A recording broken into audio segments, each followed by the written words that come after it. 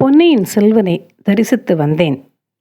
ஆம், சூரியனின் நிழல் கூட விழாத அளவுக்கு அடர்ந்த மரங்கள் சூழ்ந்த அமைதியான இடம்.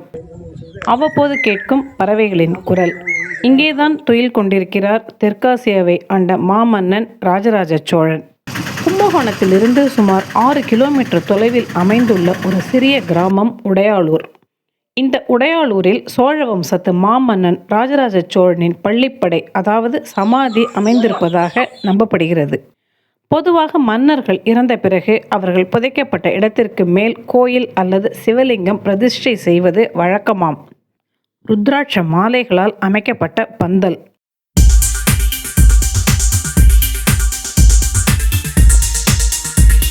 அதன் கீழே பாதி புதையுண்ட நிலையில் உள்ள சிவலிங்கம்.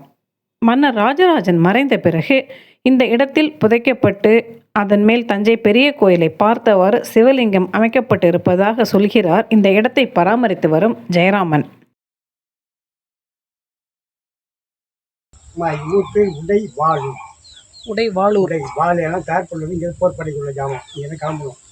அதுக்கப்புறம் பாருங்கள், பக்கத்தில் பழையறை அரமனை, அதாவது குண்டவனாச்சியார் குடும்பமே அங்கே இருக்காங்க. பழையறை, அப்புறம் பம்பப்படை, ஆரியப்படை, தூள்படை, யாடாப்படை, குறப்படலாம். அப்புறம் இவர் மாளிகை, சோழர் மாளிகை. இங்கே இருந்தால் வெளிநாடுகளை ஆட்சி பண்ணியிருக்காரு.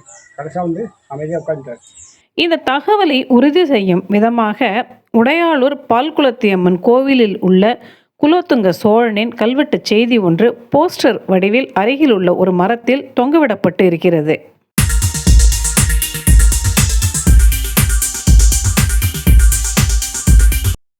தொல்லியல் துறையினர் வந்து இந்த இடத்தை ஸ்கேன் செய்ததாகவும் அதன் முடிவுகள் பற்றி எதுவும் தெரியவில்லை என்றும் சொல்கிறார் ஜெயராமன்.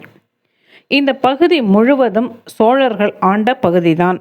சோழ மன்னர்களின் பழைய தலைநகரான பழையாறை கூட இங்கிருந்து 5 கிலோமீட்டர் தொலைவில் தான் உள்ளது. பல போர்களை நடத்தி வெற்றி மேல் வெற்றி பெற்று தெற்காசியா முழுவதையும் தனது ஆட்சியை நிறுவியவன் மாமன்னன் ராஜராஜ சோழன். தென்னிந்தியாவின் பொற்கால ஆட்சி என்று போற்றப்படுவதும் மன்னன் ராஜராஜனின் ஆட்சிதான்.